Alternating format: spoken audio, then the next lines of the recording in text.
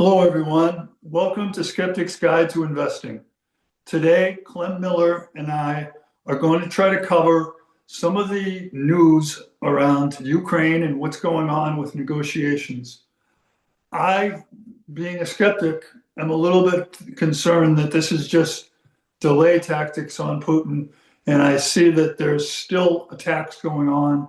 So when discussions are during a period where you're not willing to stop fighting, I think your seriousness needs to be questioned a little bit. Clem, should I question or should I vocally support the negotiations going on between the US and Russia now to try to come to an end of this Ukraine situation? I think you should be highly skeptical. And there's been a Oh, lot, there's been a lot, as I am, there's been a lot in the press about this, but I want to focus on one aspect of this that really hasn't shown up in the press all that much.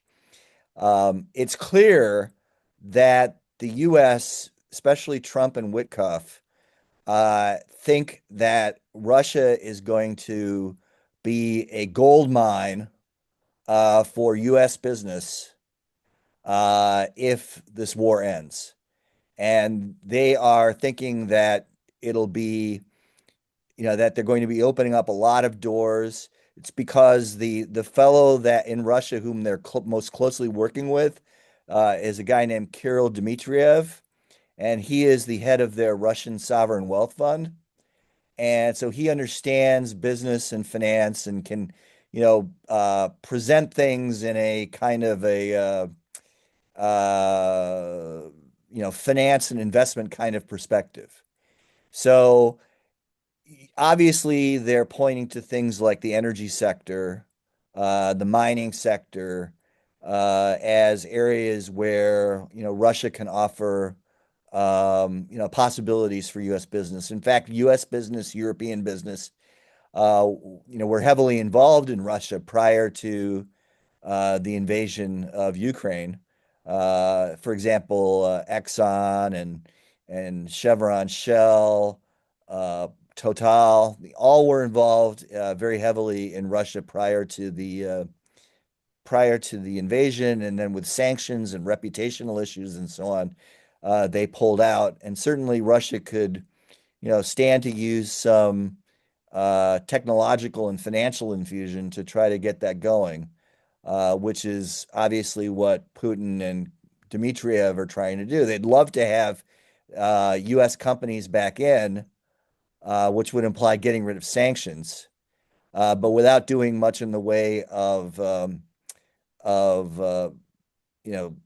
avoiding what they want to do in terms of their geostrategic aims. Not just with respect to Ukraine, but with respect to the rest of Eastern Europe as well, because they don't really intend to stop with Ukraine, is my opinion. But on the economic front and this business front that I was just talking about, one of the things that that Trump and Witkoff, well, two things that they're ignoring when it comes to this is, first of all, the U.S. could put a lot of money into Russia to try to develop their energy resources or redevelop the energy resources. But that doesn't necessarily mean that the U.S. Is going to get at the end of the day, going to get a lot of money out of that, because Russia could simply do what a number of other countries have done over history, and that is expropriate. nationalize the assets. Right. They could nationalize the assets, expropriate the assets. So there's no guarantee that that money will, at the end of the day, accrue to U.S. companies, U.S. businesses, because it could be nationalized, expropriated. And in a sense, those investments, if Exxon makes new investments, Chevron, Shell, Total, those investments might actually give Russia leverage over foreign policy of the West, because they could threaten to expropriate those assets if other countries don't go along with its its demands with respect to Ukraine and Eastern Europe. That's pretty much the way things were with regard to the Nord Stream pipeline, Yeah. because Russia saw German dependency on the Nord Stream pipeline as basically neutralizing Germany in any kind of a conflict over Ukraine. Yeah. And it was the Ukrainians who frustrated that by sending a sabotage team into the Baltic to blow up the Nord Stream pipeline. Otherwise, who knows where Germany would have come out in this whole conflict over the last few years. They've ended up being pretty strong on it, but if that pipeline had still been delivering natural gas to Germany, I suspect that Germany wouldn't have been so strong in opposing Russia and Ukraine, and probably Russia might have had a lot more success in Ukraine than it has now. The other thing I would mention related to all of that about how business can actually work against you, is that this isn't the first time that a regime like Putin's has said, "Oh, if you just do what I want to do, there's going to be all this business coming your way." Well, I can recall back in the late 80s and in the 90s when Saddam Hussein was doing the same thing. We've got a lot of money, we've got a lot of resources. We want you to come in and help us. If you help us, we will become, this is what they would say, if you help us, we'll become your ally, we'll become a democracy, we will be your ally and they made all these promises in exchange for trying to get resources out of the US and the West at a time, obviously when they needed them to fight Iran, and to engage in their invasion of Kuwait. But that was all a ruse, basically. And this I know, but this could be the same thing. you seem to be assuming that we're going to make the exact same mistakes we made before and giving Russia a complete pass. I'm not sure. I'm not sure everybody is going to jump on that. Even if we have a president who likes to say he's a deal maker and he's going to make a deal, I think the sanctions. I mean, we're not even talking. We haven't ceased military operations yet, but isn't the big item that everybody's going to run from the rebuilding cost? Isn't there going to be a rebuilding cost that somebody, and I think that Ukraine thinks they're going to take the confiscated assets and that's their rebuild fund.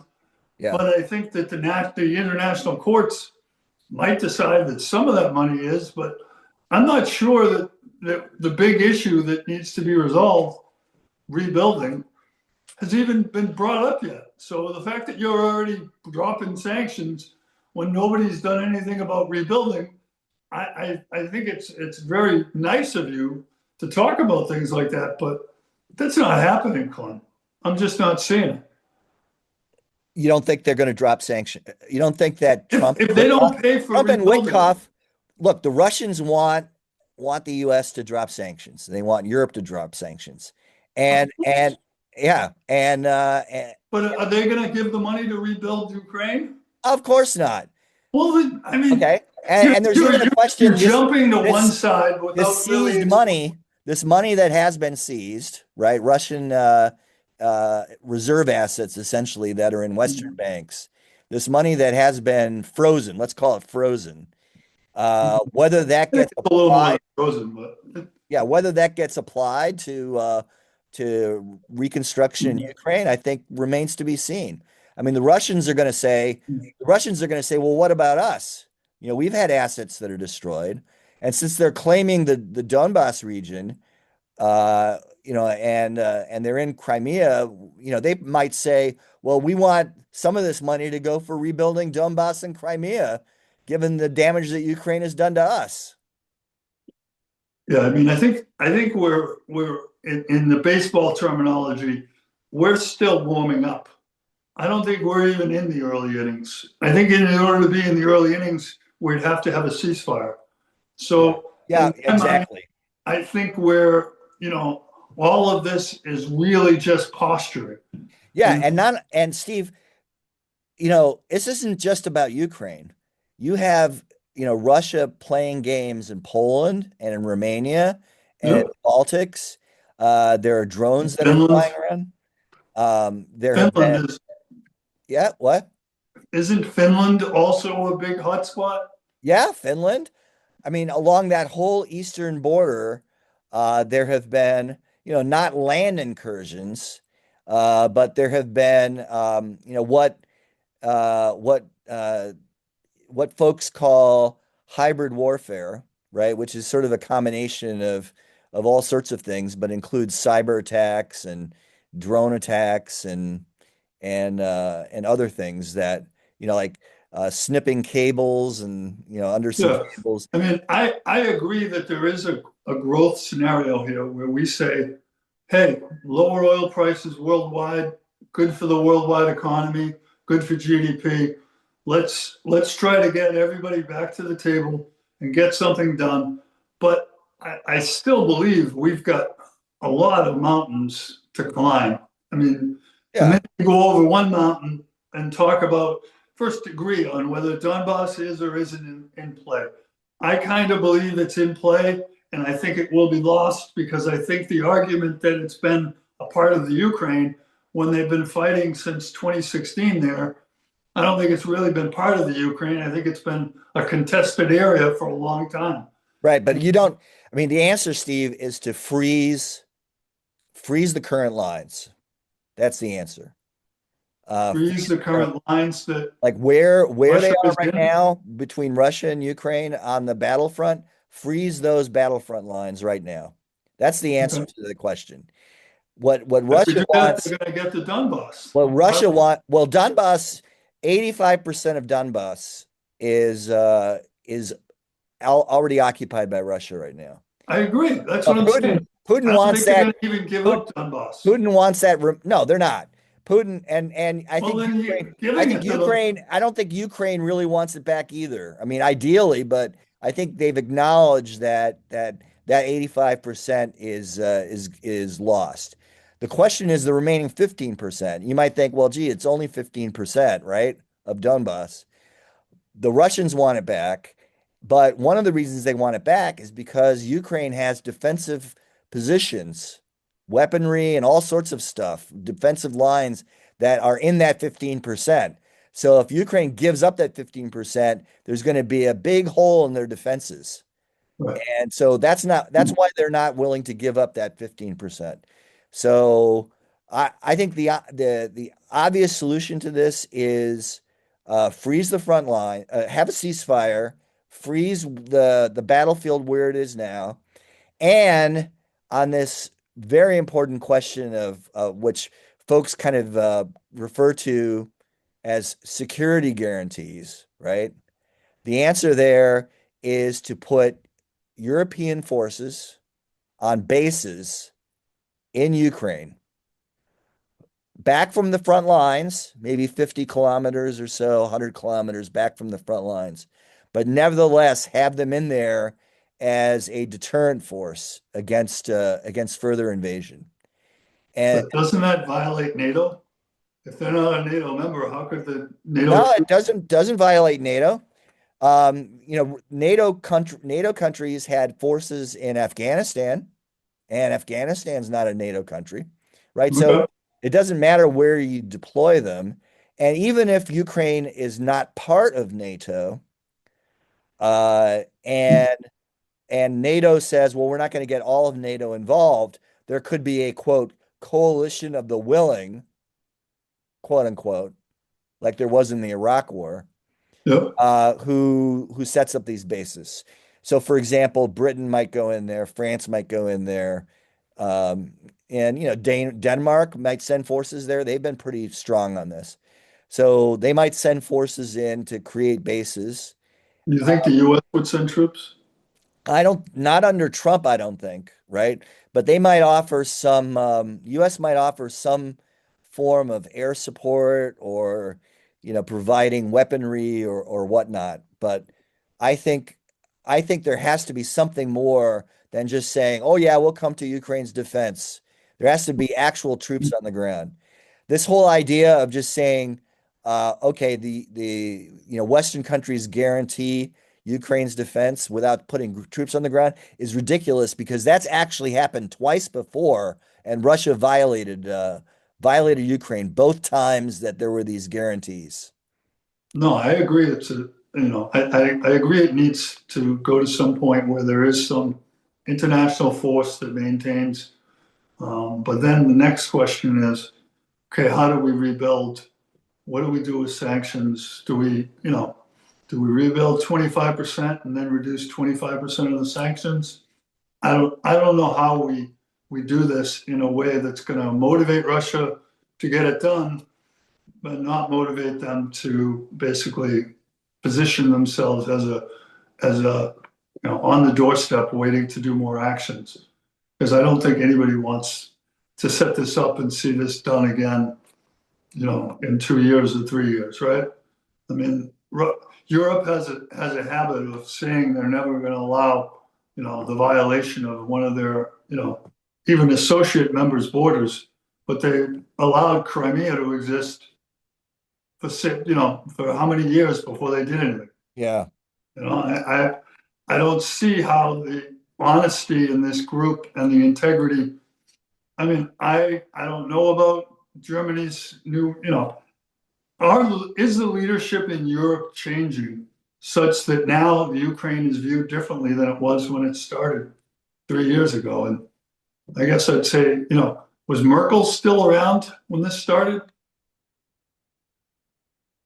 Oh, good question. I don't know. I mean, it's been a while since Merkel was there. Yeah. I think she was. I think she was. Okay. So I'm just saying that historically, we've got to see a lot more than just two people meeting for this to really lead to a result that's going to be good for everyone, right? As an Yeah. investor, I guess I'm really asking, do you think that this could get resolved quickly and the No. price of oil could come down quite a bit, in No. which case the price of oil being Well, lower will well, you're benefit? you're asking a couple you're assuming that the end of the war is going to lower oil prices. I wouldn't assume that. If we lift sanctions, I think there's going to be more Russian oil on the world market, isn't there? There will be some more Russian oil, but remember that a lot of Russian oil is already getting out. Mhm. I know it's getting out, but don't they have to take a haircut on the price to get people to buy it? Well, yeah, but there's still the same volume that's coming out. The price is what accrues to the Russians or not in terms of Right, dollar but I'm just price. saying that if that Yeah, 30% discount went well, away, there might be more there might be more Russian oil to some degree coming out. On the other hand, uh, Saudi Arabia is always there to act as a swing producer. So if more Russian oil is coming out, Saudi Arabia will simply reduce their volumes in order to keep the price high. well, So I don't see I don't so you think don't see any investment it's benefit. not an arithmetic question as simple as okay, the war ends and oil prices will come down. It's not. There are too many variables that are interlocked in terms of behavior of governments and so on that could lead that could mean that that's not the case. Okay. Um, well, I mean, from an investment perspective, I guess then is Ukraine being peaceful or not peaceful a non-event for our portfolios? I wouldn't say that because I think what happens is if the war ends and you have Ukraine becoming closer to Europe through, say, the EU by joining the EU, uh, I think what we'll have a stronger investment picture in Europe, and I think that would favor European assets. Okay. So there is something to look forward to from this that you think is going to be. I Correct. mean, are U.S. companies going to do really well in the rebuild Is that what Trump is setting up for here? Is it we'll have all this wheat that we Well, yeah, but the thing is that he he and Witkoff are focused more on the Russian angle than on the Ukraine EU angle. And they're focused more on things like, I'm not saying they shouldn't be interested in this, but they seem to be overly focused on resource materials, right? They're overly focused on oil and natural gas and rare earths and credit. I mean, that's what they're interested in, even though the US itself isn't really the processor of a lot of this stuff or the consumer. It's really China that's the consumer or processor. So they might at the end of the day win, even though we're the ones sort of carrying the water for China on those issues. I think the key thing here is the key thing for us, for the US, is I think helping out Europe. Um, the democracies of Europe. If you look at Asia, the democracies of Asia, with respect to potential Chinese incursions. I think one stat I just wanted to throw out there for you, for those who think Russia is this, who think of that, who look at a map and say, well, Russia has got to be important because it's so huge on a Mercator projection map, right? Russia has an economy that's the size of Italy's. So, uh, so just keep that in mind. Russia's economy is the size of Italy's, and GDP. does vodka replace wine as a Right. Or as some other people have said, Russia is a gas station with nuclear weapons. okay?